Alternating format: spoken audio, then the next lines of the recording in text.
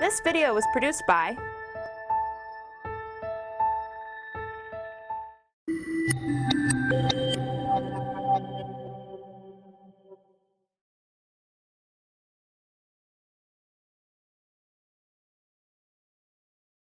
Oh yeah, I'm loud and clear. Thank you for making me so happy. Because you weathered that rain and you're here and you look beautiful. And you are going to be happy that you allowed the nature to pelt you with some rain because of what you're going to hear.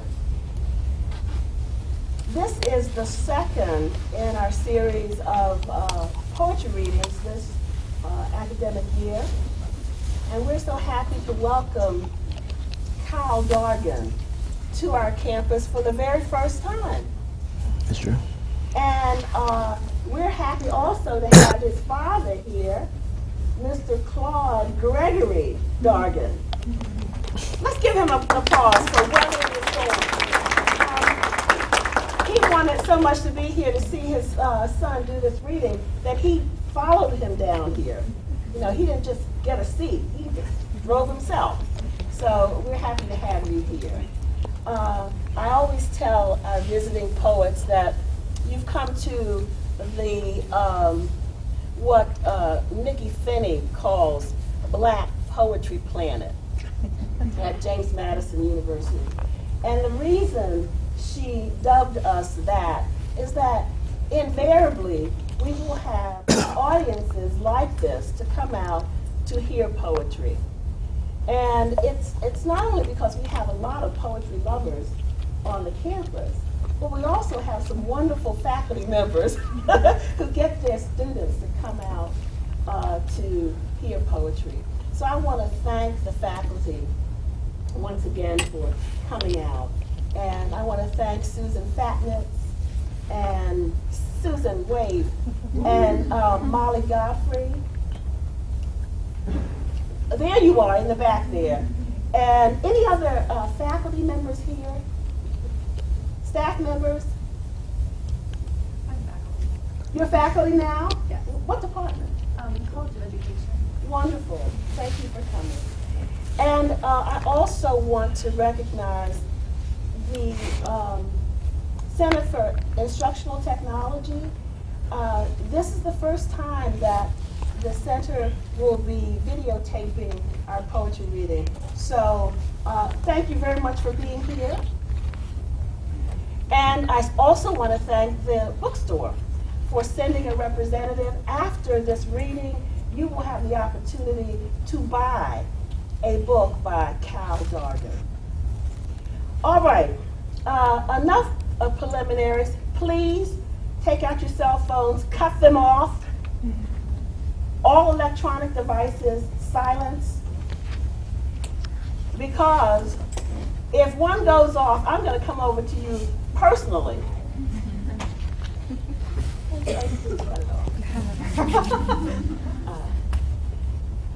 It is a real honor for me to be here to meet our poet. I have seen him on one occasion at least, because at the time I saw him, he was a Cave Canem Fellow, and I was on the board of Cave Canem. So we didn't get to meet. And this is when he was just slightly bit younger than he is now. But I have met him through his work, through his wonderful books of poetry. And also, I have seen several clips on him. One several months ago, when he was involved with the President's Committee on Arts and Humanities in Washington, D.C., and he was able to bring young people to the White House to read poetry. And I was just so fascinated by this young man who had this charisma. And then a board member of Furious Flower, Myra Scleroux, said, you need to get American University poet Kyle Dargan here at JMU. And so that was the third time I heard his name. So it is really, really wonderful that we have gotten in here, and I know you're going to be pleased that you're here to hear him. So, enough of what I have to say. I do also, before I sit down, after his reading, you will have an opportunity to ask questions. So be ready with your questions, all right? Okay. I want to introduce a member of the Furious Fire staff, Elizabeth Hoover, who is the assistant director at Furious Fire, and she's going to come and she's going to introduce him officially. Okay. Welcome her.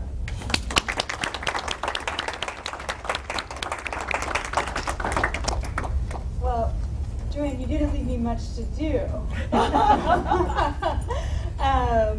But I'm also really excited to welcome Kyle Dargan. He's joining us from the belly of the beast, Washington, D.C., where he teaches at American University. His most recent book is Longoria Dementia. It's a wonderful book. In his poem, A House Divided, Dargan writes, "To you, my America appears distant, if even real at all, while you are barely visible to me. Yet we continue stealing glances at each other from across the tattered hallways of this overgrown house we call a nation." And what I really love about Dargan's work is that it's so cognizant of these divides, and yet it isn't ethnographic. The goal isn't to shine a spotlight on the other side of the hallway. Instead, his poetry really lives in that in-between space. It didn't come as a surprise to me when I learned that part of the inspiration of this poem was a train trip. And I always feel like when I'm reading Dargan's poetry, I'm traveling across cities, over histories, or through the speaker's mind as he's working through a problem. And in this recent cultural moment with Miley Cyrus twerking and Macklemore being the face of hip-hop, I fear that hallway is getting ever more dim, and that the representations of African American culture are growing increasingly unreal and clownish, and that this means the work of poets like Kyle Dargan are all the more urgent. So please welcome him to the podium.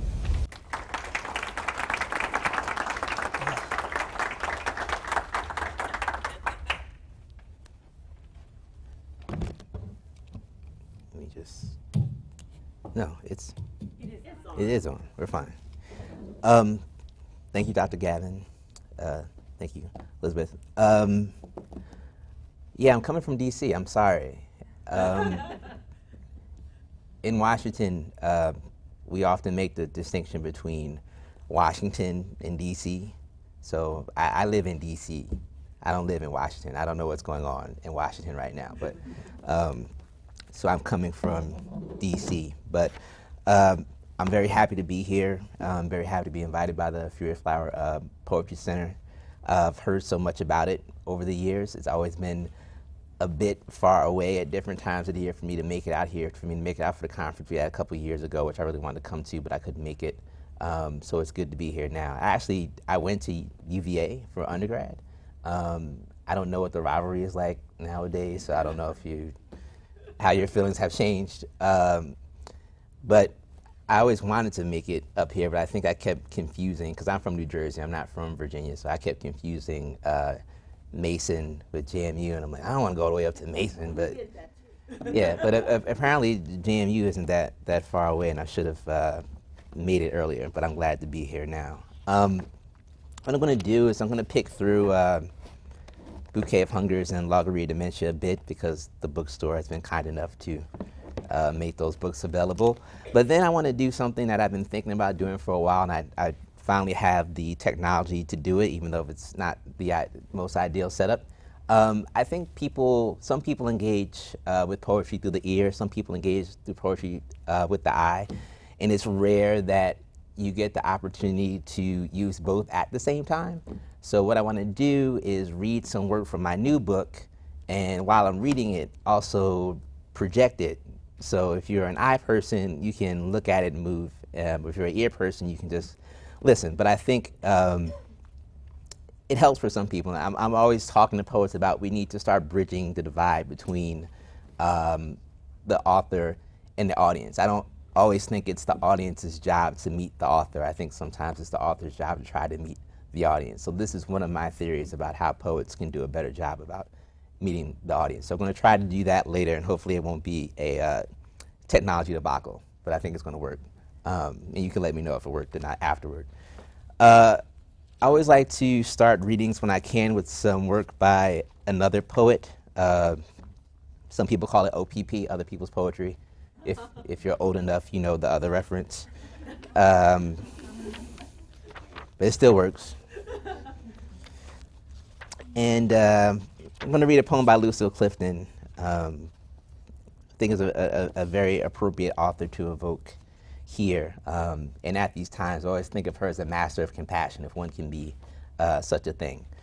And that's one of the reasons I could continually go back to her work. So this poem is called The Times by Lucille Clifton.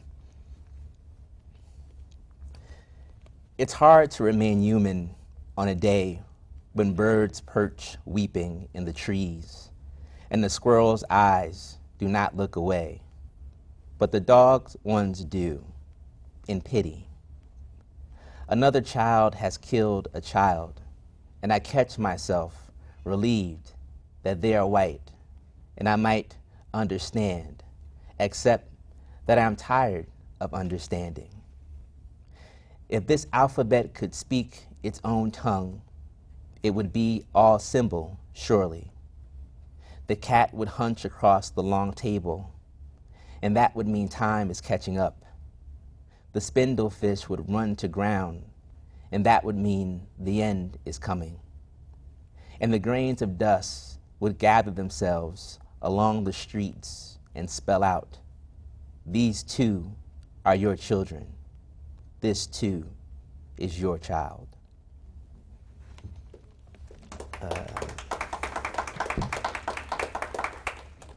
All right. I wish I had a copy of my first book, The Listening, because that was actually my undergraduate thesis when I was at UVA. So there are a lot of Virginia poems in that book. I don't have it. Susan Fatness has one. I'm not prepared. I can't. I'm on board. But I do have one Virginia poem, my second book. It's called Flashback, Background Noise. And the story behind this is I had a roommate, my roommate Brian, and he worked for the FBI in the summer. And what would happen is very strange. The FBI would always call us before summer break to check up on him to make sure it was still all right for them to hire Brian for the summer. And at some point I realized that the FBI would only be calling me if they already knew everything about me. And so I always thought about maybe it would be fun to just like mess with the FBI one time when they called me. Luckily I never did that because it was probably a really bad idea. But I wrote this poem about what I would have wanted to do. So Flashback, Background Noise, University of Virginia. Over the summer, our lone suite mate, Brian, guided tours through the FBI headquarters. The Bureau would call us before break, standard background checks. They posed, now does Mr. Fox have any Arab associates? I said, no. I wanted to say, no, well, Rasul and Ahmed come over on Thursdays, pulling apricot tobacco smoke from the hookah, always talking about infidels and shit. But I couldn't stomach the joke. Brian actually needed his job.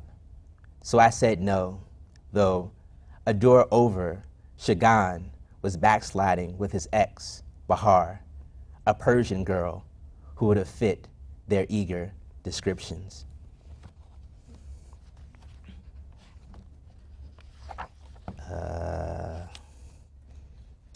Oh, this poem is for Elizabeth. This is a karaoke. I wrote this at or around the Office Lounge. Oh, yeah. So the Office Lounge is this bar in Bloomington, Indiana, where IU Bloomington is, and we both went to the MFA program at IU. So this is for you, karaoke. Here's to back riffs, to the Japanese, to naval baseball caps, to pack-a-day rasp, to thanking God for being a boy, a country, to tonight, no liquor sold on Sundays, to cracking the fire exit, to the Beethoven cellular opus, stubborn as a canker sore, to Tom, going once, going twice, contagious slow dancing in the kitchen entrance, yellow tint spilling through white lyrics, to 80s catalogs, to hands colliding a beat too late, to contemplating Lou Rawls, to forearm hair, steel patches, stars and bars pulsing on the pickup window in the dirt lot, to Indiana, Johnny Cash, and believing that the Lord was on their side, to sunset drawl, 3-drink makeovers, instrumental break, men in each other's blank embrace, to cigarette burns and no pain, to Bette Midler and chorus mentality, to stripes really making you feel thinner, to playing the air guitar like a penis, and red men singing Western, to the last pair of Levi's stitched in the States, to America, the plaid, saliva forgotten, and the soldiers coming home. Maybe next Wednesday I'll sing.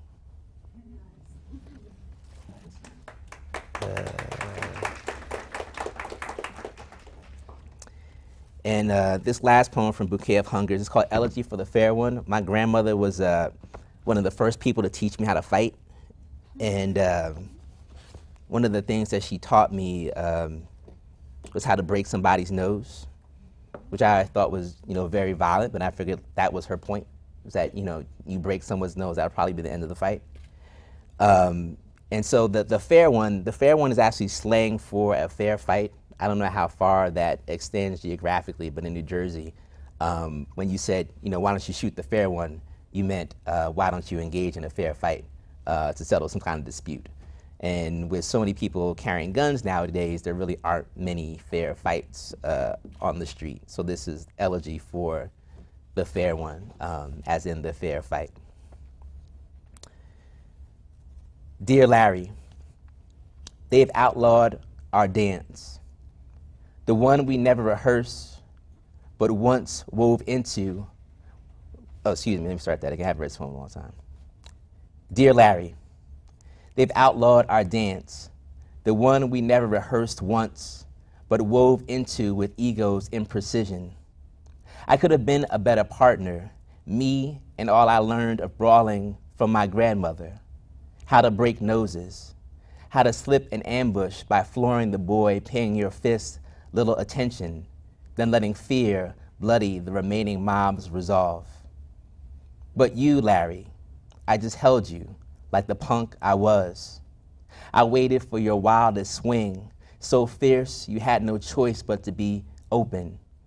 And I collapsed around your shoulders and neck, your head tucked like a burden of pig hide in air beneath my arm, your rage deflating as I spun you. Okay, so Logorrhea Dementia. This was a fun book to write because I got to be a little crazy, bringing a lot of voices. This first poem opens with the epigraph from Ricky Bobby from Talladega Nights, which is 98% of people will die at some point in their lives. This is also my anti-statistics poem. I took a statistics class, and afterwards I wrote this poem. I'll see it when I believe it. Statistically, one can prove airplane commutes to be safer than train travel. But the statistician fancies walking to work, as on foot, he is 3.5 times more likely to meet the potential mother of his potential children. Remembering this, he can only muster a smile for every fourth woman with whom he manages to share eyes. At the bread shop, he forces a stare through the baker's lenses, yet he longs to decipher her hands, to know if their powder is sweet or chalky, though, statistically speaking, incorporating food into procreation is a poor idea. We actually all taste alike when fricasseed in life's ancient roux, though, statistically, fewer perish from hunger than specific thirst, in this world draped with water. While all data suggests more sinners walk among us than in hell, where there are no pencils, and the dead have never bothered to return the surveys.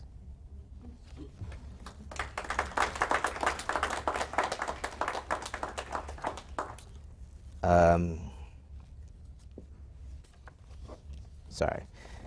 Infomercial soliloquy against apocalypse, which is a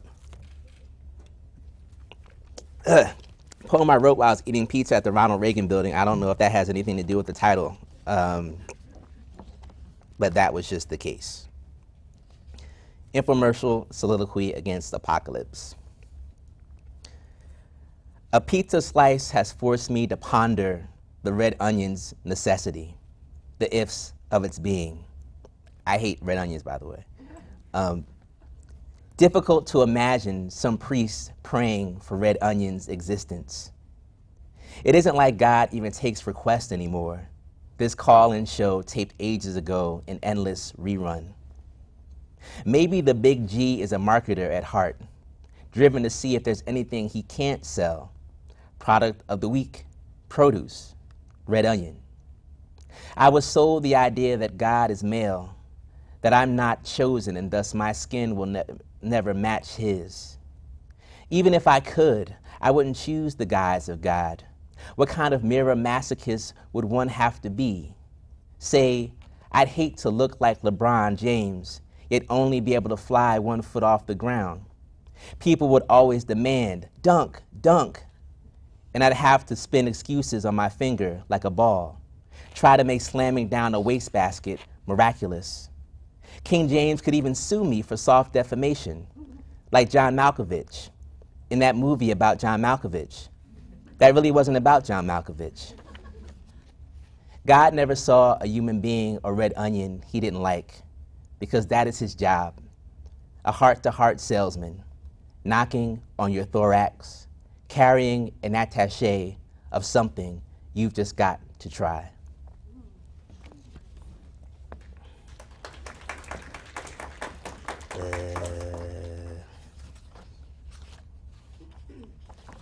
Sorry. All right. I tell my students that I write poems about the things I hear them say when I'm walking across the quad, and they don't believe me. But I do. I'm a poet, so I'm always listening to everything, even if it's asinine. So I was walking across the quad one day, and I heard this student say this phrase that pops up it's the quote in the first line of the poem. And, you know, sometimes as a poet, I like to give myself challenges. And so I said, well, can you build a poem around this? And I gave it a go. It's a prose poem called Man of the Family. Your sister calls from college to say, there's an asshole in my bed. Usually it was under or a monster. You realize a flashlight and the can of air freshener that doubled as goblin repellent won't help this situation. Think like a doctor. The asshole, a condition. When did you first notice the asshole? How long has he been in your bed? But such histories no older brother desires to jot down. She begs you treat her symptom with fists, lots of them. So you drive to your friends' homes with a burlap sack, filling her prescription one rung doorbell at a time, wishing your father's giant hands were still a mere shout away. So this new book,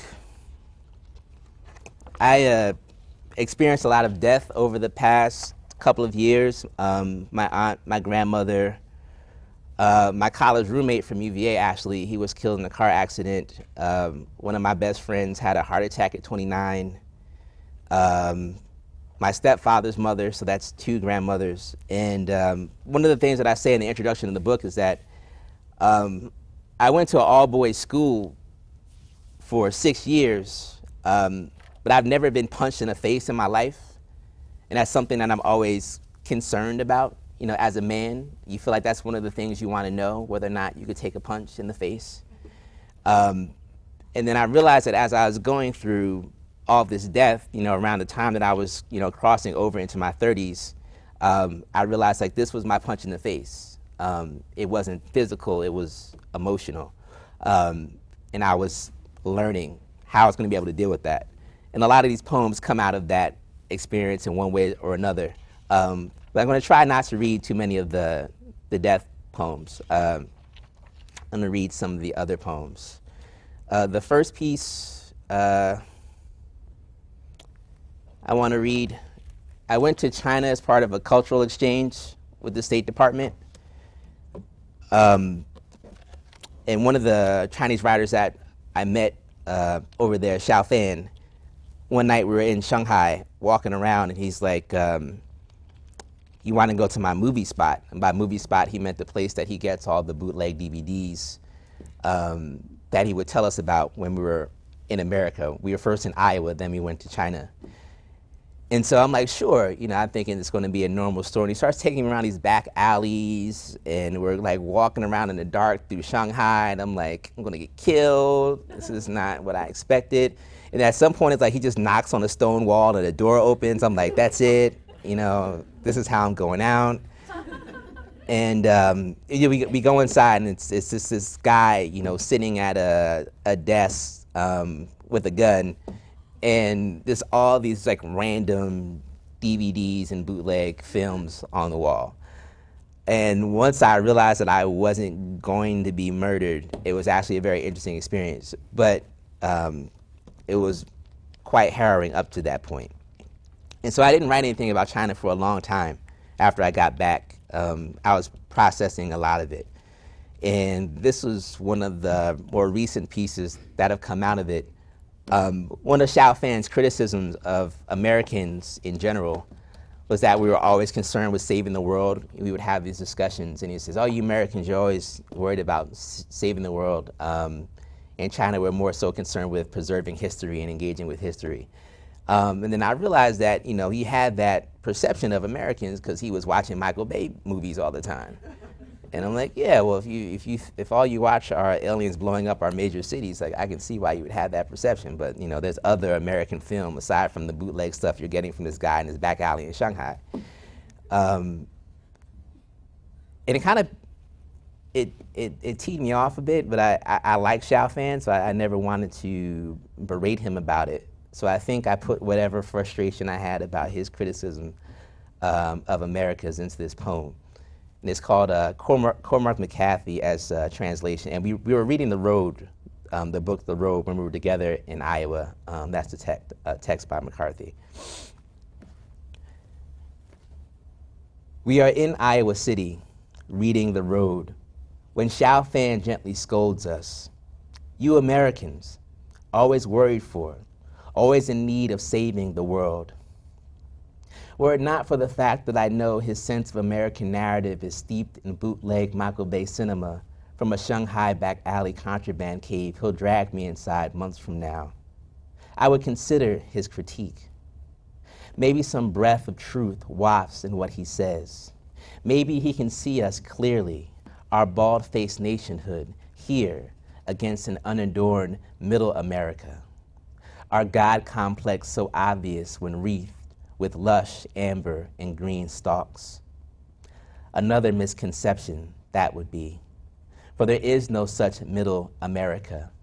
Everywhere, or the need to be everywhere, has no middle.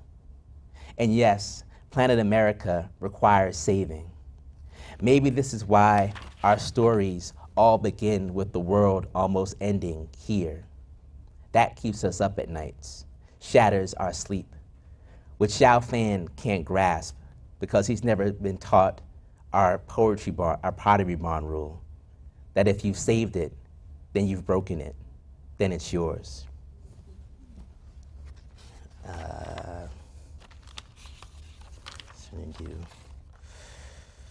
I'll do another China poem while I'm on that note.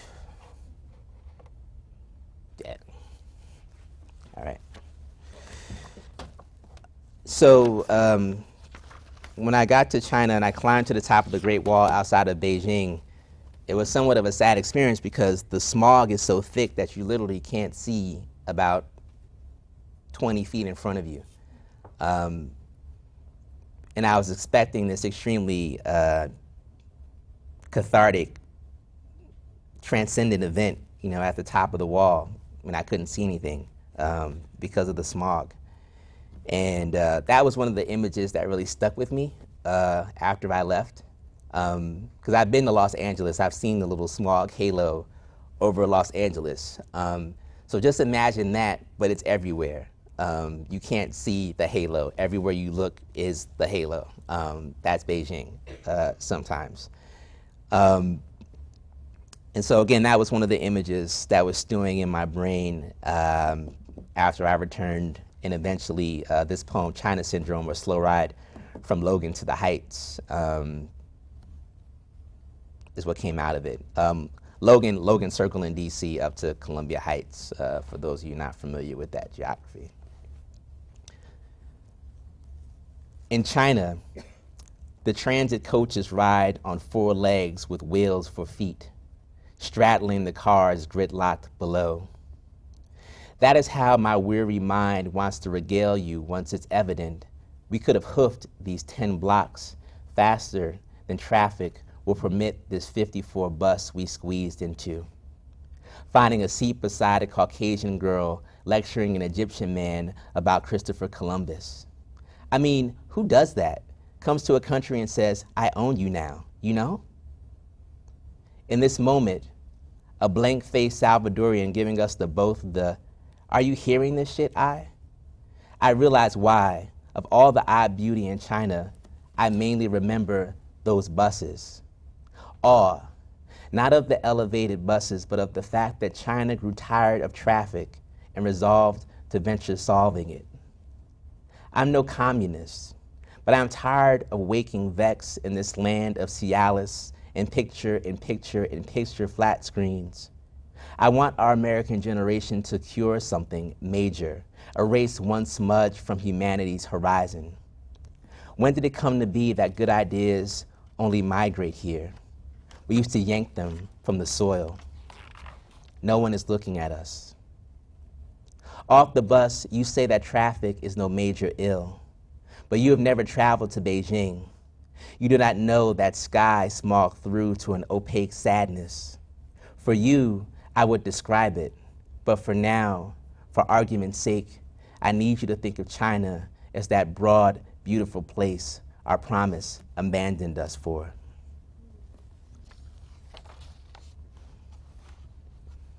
I told you the book was sad, I'm sorry.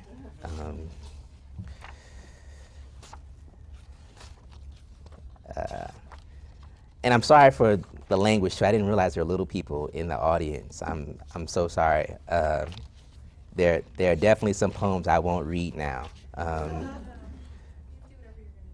Yeah, I didn't know. There's some. There's some. No.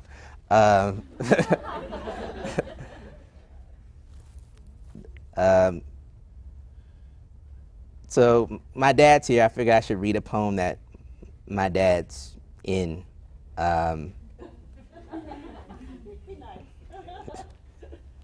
It's nothing bad. I remember my first book, The Listening. If you read it, there's a sequence of sonnets in the book that retells the story of my parents sending my father down south to military school, and I ran it past him before the book came out because it's my dad. I don't want to publish anything that would upset my father. So I give him the book, and so I'm like, well, what do you think about the poems about you? And he says, I'm literature now. I think that's cool, I don't think you can ask for a better response from a parent. He's just happy to be literature. I'm like, hey, I'll do it again then. So this poem, this is actually a UVA poem, but sort of like on the other side of turning 30. There were these 2 sisters when I was at UVA, the Memduhai sisters, very beautiful. Everyone fawned over them. And one day, one of the sisters invited me over to their dorm room. And I was like intrigued, and also I was like, why are the Memduhai sisters inviting me over? And this poem sort of recounts that situation plus some other conversations I had with my father later. And I'm going to have to jump over there to, actually, I can pick this up, right? So let me just do that so I don't have to move. Charm. Stowed just behind my ear, hidden yet within quick recall, this memory of the Mamdouhai sisters and the dance they danced before a capacity audience of me. I crossed the Lambeth Common, climbed the stairs to the youngers' dorm room, in need of some book whose importance withered after I arrived, and they asked if I wanted to see them move together. Too shy to say yes with confidence, too man to not say sure. Today, I would say please. I would say thank you before such a gift is given. Precision, synchronized sisters, transfixed, such a stiff word. Give me a term that blends guilt and awe, makes a duet of those feelings. I would name that swirl in my gut as I trained my gaze to their sharpened feet, pursed thumbs and index fingers, blinking eyes like chimes. I wondered who was I to be offered their dance homework? Who would believe what I was being shown? I studied, made an art of being present, sure that this recital would never happen again. As I later floated from their room, my father's voice shook my skull. Son, life is all downhill after college. I stashed the memory of their dance for the days when my father just might be right, and I'm tumbling down midlife's gyre. I've been lucky. I saw some of the summit. I can remember that I'm falling from an apex of grace.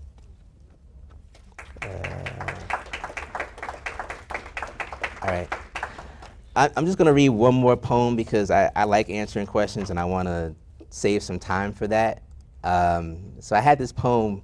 I meant to read this at another reading a couple of weeks ago and it wasn't ready. And I was just thinking to myself how painful a sensation it is. It's one thing to struggle with a poem, but it's another thing when you know that a poem that you've written isn't ready yet. So this is a poem that just wasn't ready. And I kept telling myself, like, okay, I'll read it this week. And then I read it again. I was like, oh, it's still not ready. So I actually rewrote it this morning. And I'm still working on it. I'm not sure if it's done. Originally, it was sonnet after the verdict. But I went in, and a bit of advice that I always give my students that I sometimes forget to take myself is that when you're stuck with writing something, sometimes instead of editing, it's best to just start fresh and rewrite it cleanly from the beginning. So that's what I did with this. And it went from sonnet after the verdict to failed sonnet after the verdict because the last line doesn't quite reach. So failed sonnet after the verdict. I've begun, a month later, to believe it was Zimmerman screaming behind that 911 call. It's easier for me to imagine George knew more about America than Martin, that he'd breathed here long enough to recognize history would record any shrill plea as his, as the peril of a brown man overwhelmed by the frightened fury of a deeper brown boy. The gun, I do not believe its discharge was triggered by hate. I believe Zimmerman guilty of collusion, of using our past like a cotton gin fan, of fixing it to the image of Trayvon and sinking this boy beneath a river of preordained violence. There is yet no such jury for drowning. In America, fear continues to absolve any hand clenched against we faceless, mute, brown shadows. Thank you.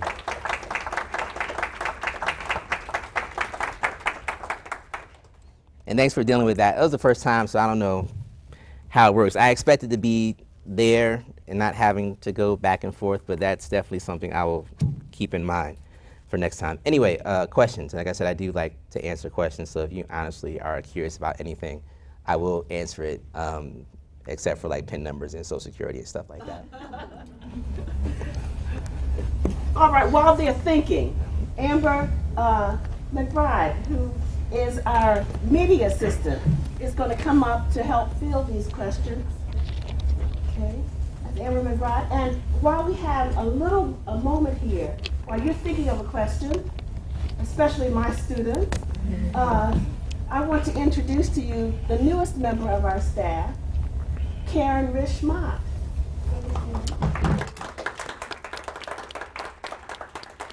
All right, you want to start us off, Amber, with a question, or somebody have one? Or is there Pressure. anyone who has a question yet? All right, I think I have a question. Over here. Oh, all right. I had a question. So I noticed, like, the last poem you just read was just up on Microsoft Word, and sometimes when I'm sitting down, thinking about writing something, it's like, I kind of want to write this in hand. I don't want to type this out yet. Do you, how do you start when you're writing a poem? Do you pull together napkins with weird lines on them? Do you, or just go right to the computer and just sort of chug it along?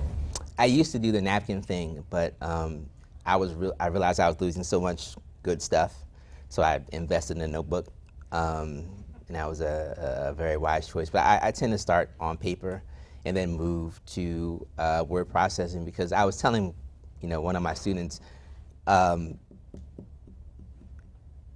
Microsoft Word, it's very easy to center a poem, right? You just click a button, boom, it's centered. If you were a traditional typesetter and you had to mark that out with the blocks, it would be a very, painful task. So that's why I think Microsoft Word, it makes it too easy to play with the form sometimes before you really get a sense of it by writing it out with your hand. But that's for poetry.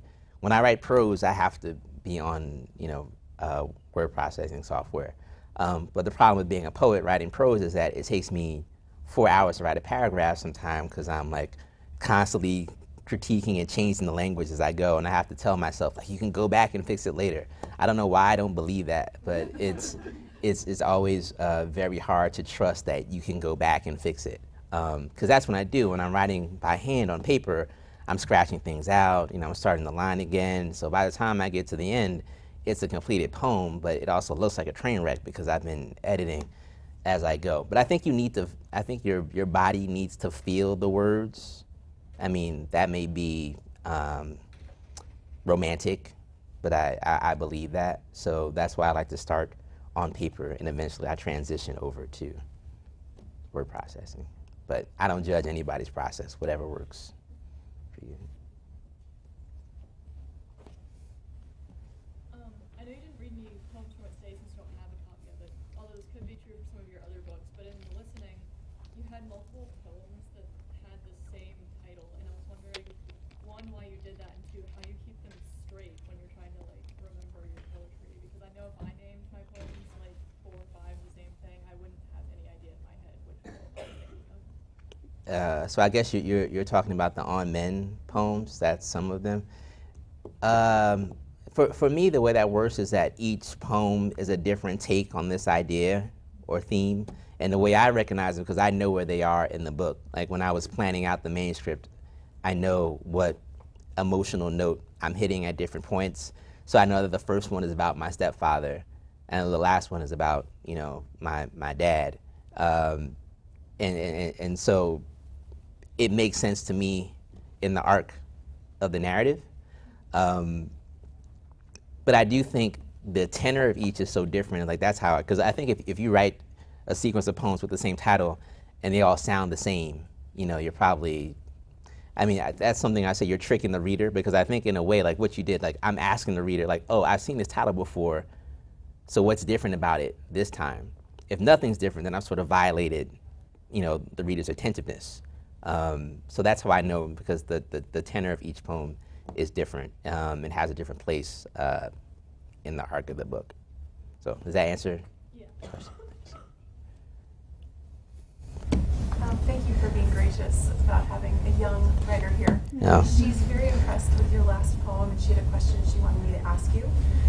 I'm grateful that you showed us something that wasn't completely finished, because that kind of gives us an impression of the process. She wanted to know if you just sit down and write from start to finish, or if you come back to things later, the same piece, later, and consider it without necessarily starting from scratch, and how you know when it's finished. What anecdote do I want to tell here? Oh, it's sort of the what did Miles Davis, John Coltrane asked Miles Davis, how do you know when it's time to stop solo, or how do you stop soloing? How do you know when it's the right moment? And Miles Davis told me, just take the damn trumpet out your mouth. So at some point, the same, you just have to like stop, because you could go on forever. And for me, I think one of my teachers at UVA was Charles Wright, a great poet. And one of the things that he would say is like the epic poem is dead in contemporary society. And he may have been right, but he also wrote epic poems himself in sequence, in sections. He would do that. He's like, you can only write one Ars Poetica in your life, and then like every book he would write, there'd be a new Ars Poetica in it. It's like, but no, I constantly, like, if I could get to a point where I feel like I'm forcing it, I stop. Because I know that I'm probably not going to be pleased with what I squeeze out after that point of either losing the thread or not having inspiration. I did that this weekend. I was standing on a bus stop late at night, and these kids around me were sort of smoking weed and talking about what they were going to do and who they were going to shoot and all this other stuff. And it's just really depressing sometimes living in a city, in an African-American neighborhood, where you see so many of the kids honestly don't understand the value of life, don't expect to live past 18. And then I'm 30. Like that's, every day I read the newspaper, and when I look to see who got killed over the weekend, it's always people that are at least 10 to 8 years younger than me. And so I was starting to think about that, and I had all that energy and emotion, and I started writing. But when I realized I had the emotion, I didn't have a frame, I didn't have a conceptual, framework to do something with that feeling, so I stopped. And I'll go back to it at some point once I realize, okay, I know how I felt, but how do I want to shape, what I felt? That happens all the time. So.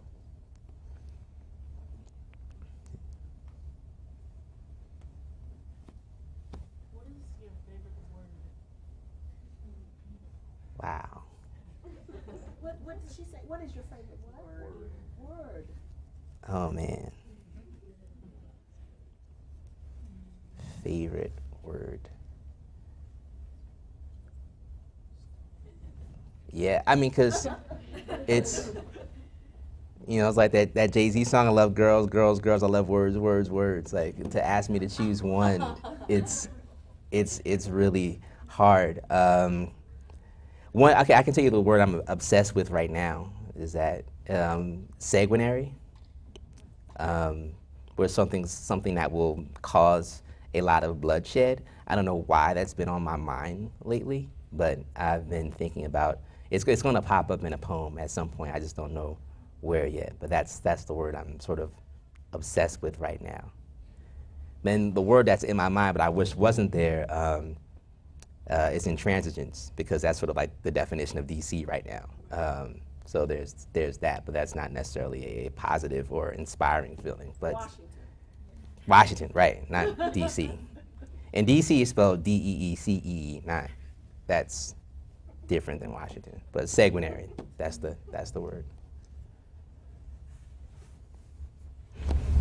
Did you start writing when you were at UVA, or were you always kind of a poet? I mean, I don't know if I thought of myself as a poet, but I was writing when I was in high school. I think it was best. I didn't know what I was doing. I was just writing because, and I'm always hesitant to describe myself as a poet because I think people have a certain idea of like what a poet is, and usually it's some kind of eccentric or deadbeat. Because no one makes enough money to live or care for themselves as a poet. So it really doesn't make any sense. Like people ask me, like, what do you do? I'm a teacher. That's what I do for a living. Poetry is my passion, it's my obsession. It's not, you know, my professional identity. But I actually went to UVA because Rita Dove was teaching there. And it's sort of like a strange way to choose a college, you know, it's sort of a big deal. And I was like, oh, there's this famous poet there, that's why I want to go to school. I did not tell my mother that. I, you know, told her all the other merits of UVA, but that was the real reason that I wanted to go there. I just wanted to work with her, and I started writing more while I was there. And actually, we started a program for undergraduate poetry writing where you could write, you know, a thesis, a book for your to graduate. And that's a lot of that was the listening, was the book that I wrote while I was at UVA. So that's, I would say, where I got serious about it, but I don't think you should be too serious about poetry all the time. There's a question in the back. Oh, okay, a lot of people.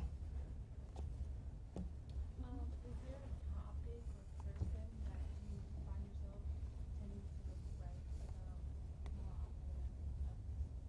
more often? Right now, I'm writing, like, so I have this new book, but the new book, the book after the new book, is all about masculinity.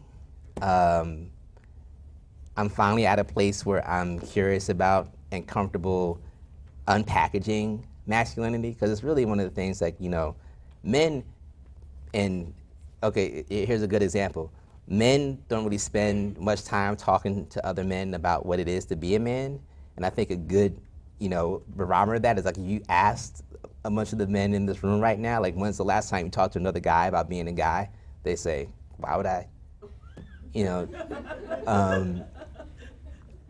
but I think it's important because, I mean, that's the only way that certain attitudes, especially in the way, sort of like the way men engage with women, are going to change. Like, I think more often than not, the pressure is always put on women to say, oh, if you want men to behave a certain way, like, you need to do X, Y, Z.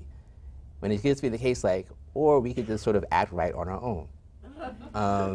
So I think, you know, a lot of my poems now, the new poems, are starting to go into different situations where I either had a certain idea of masculinity imposed on me, or I thought that there was something to be discussed, you know, that didn't happen. So it's like some poems about Michael Jackson, you know, one of the strange things. So like Michael Jackson was trapped in this idea of masculinity, right?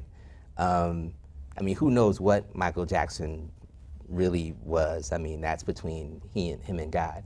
But I always remember watching the Way You Make Me Feel video. I don't know if you probably don't remember. It's the one where he's like following the woman down the street. Well, I guess there are a lot of Michael Jackson videos where he's following women down the street. But it was off of the Bad album. And I remember thinking, like, okay, this video is trying to tell me that Michael Jackson is like this hyper-masculine badass. But for some reason, like, my 8-year-old brain just like couldn't believe it. I'm like, I see what you're saying, but it's Michael Jackson. I mean, I'm not. So there are poems about that. You know, there's a poem about the time I found a Playboy magazine under my cousin's couch, and, you know, being the little narc that I was, I took it to his father, and his father looked at me and was like, well, at least he's not gay. And then, like, you know, at the time I was just like, okay, that's a reasonable argument, you know, as a kid. But now as an adult, I'm like, wait a minute, what was going on in that situation? So that's where the work is going now, starting to like bust open some of those moments. And I'm honestly excited about that. It's good to have a subject that you feel excited about. You're not just writing poems to be writing poems. So that's where my head's at right now. Sorry. I saw that quote at the beginning of your book, and I really like that group, and the Neptunes and Pharrell. Who do you think are some important contemporary musical artists? Important. That's tough, because I don't even know if pop culture is like important anymore. That sort of, because like I could say someone like, you know, Lupe Fiasco, but then I say he sort of crumbles under, you know, the pressure of being like that conscious figure Like he tries to write these albums that force people to be introspective or to break apart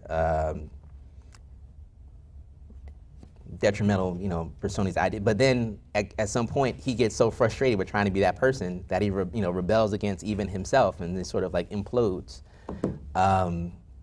So it's tough. I mean, I think I think now I'm more focused on what to avoid, and I'm just honestly like and this is really an interesting place for me because I remember when I was a kid, and my dad would say, "Oh, look, you're on the other side now," because when I was young, he would say, "Oh, hip hop is not music," and we'd have that argument all the time. And now I'm in situations where I listen to some things and I'm like, I don't know if that's music. I had a really interesting, like one of those moments you realize like you might be old now. I was in a supermarket and these two young men that worked at the supermarket were having a discussion, and I didn't know what they were talking about, and they just pulled me aside. They're like, sir, because I think I was the only other black man in the supermarket. And they pulled me aside, it's like, can we ask you something? I'm like, okay, sure. They're like, who's better, Lil Wayne or Jay-Z?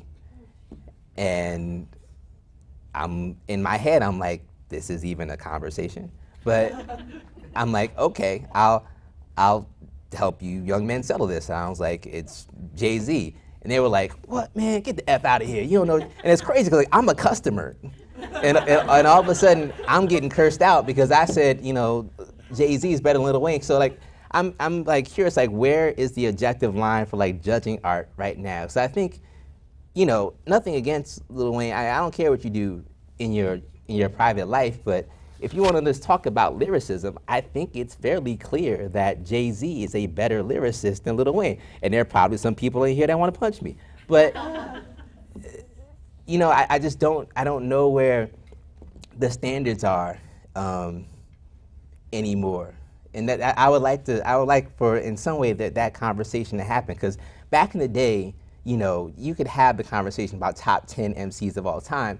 And when you had that conversation, it was based on the merits. And now people have that conversation. It's like, well, it's based on who's the most popular person, in the side. So like, I don't know how you, like when I don't watch television, but then I think about something like the Grammys, and I'm like, well, how are these decisions happening? Like, who's judging like what is and isn't good hip hop anymore? So I don't know. It's like, so before I would say who's important, I'd rather have the conversation like, what's the criteria today? What's the criteria? We say Lil Wayne's a great MC. Okay, what's the criteria? We say Trinidad James is a great MC. Okay, what's the criteria? Or Chief Keef, or whatever. Like, we have all this music, and I can't say that, in my day I had Onyx. My mother took away my Onyx CD. After that, I learned not to hide my CDs. But so I'm not gonna act like violence in hip hop is a new thing. But even then, like I knew, like, oh, this was Onyx and they're talking about some crazy stuff, but the beat's dope. Nowadays, it's like, oh, it's just all great, whatever you say on a record. And again, like being a young African-American man in the urban environment, sometimes I hear, men walking down the street, like I used to do myself, reciting rap lyrics, right? But the stuff I'm hearing them saying, I'm like, this is profound to you? Like, this is, be this, F that. I'm like, and they're saying it like it's the most profound thing they ever heard. Like, did you hear that line where he said B, F, D, whatever? And I'm like, I heard a lot of potty mouthery. I don't know if I don't think there's anything communicated to me. So I don't know. I'd be curious to know, like, you guys, like, what do you go to music for? Like, why do you listen to music now? Why do you listen to hip hop? What do you go to hip hop for? I knew what I went to hip hop for when I was a kid. I went for the lyricism and the beats. I don't know what people go to hip hop for now. In some ways, I think people go to hip hop to either check out or to hide behind this persona that masks their own vulnerability. I know that's true for a lot of these young boys in the hood, because you want to project something that says, I'm so hard, I'm so this, I'm so that. When really, like, no, you're a disenfranchised citizen who's probably getting a poor education. You may or may not have both your parents around, but rather than have that conversation, you want to project something that says, You're So Hard. So that's more so where I'm at. But I will say my favorite MC right now is Action Bronson. I think he, just lyrically, I followed him on Twitter for a while. He said too much nonsense. I had to unfollow him. But the songs, like, I don't think there are many people out there that care about the lyrics and just being a lyricist as much as Action Bronson does. So I love his music for that. All the themes aren't great, but I think he's a great MC. So I guess I eventually answered your question. I had to think about it, talk my way through it. Sorry. Did I talk out? I did. Sorry. I talked all the time talking about hip hop. But anyway, Who are some of your favorite poets. Charles Simic, Elaine Aqui, Yusef Kumanyaka, Lucille Clifton, I think is, the best. Is such a tactician, what she's able to do with such little language. And I think the thing about Lucille Clifton is that I'm always afraid to teach her books because I think on the page what she does can seem really simple, but it's so complex. And I think people don't get it sometimes. I think who else? There's a new poet that I'm reading right now that I'm sort of interested. Lori Ann Guerrero. I think her work is interesting. Yeah, but I like to pick around. I'm always trying to find. So, but yeah, those are some of the names that I would throw out there. Because you're so interested in this idea of like the disenfranchised youth and trying to reach out to them, do you plan on writing a book or a series of poems that addresses those citizens especially? I have written some work, but it always, I don't think anybody else cares. So it tends to be stuff that I just keep for myself. Or if I go to visit a school in those neighborhoods, I might send some of those poems to the teachers. But for the most part, I don't really get a sense. And that's why, like, some people call me a literary activist. I'm like, I'm not necessarily convinced that poetry in itself can change some of the problems that these kids are facing. It may give them an outlet to help them process their lives and they can be, better human beings. But that's not going to change the fact that, your school is either failing or they're about to shut it down and you have to go halfway across the city to another school that's not that great. It's not going to change the fact that, generations of your family are living in public housing or whatever. So, I always know there's a limit because I live in the environment. Like, I see these people on the bus. So in that way, I want to be caretakers of their stories, but at the same time, I'm always leery of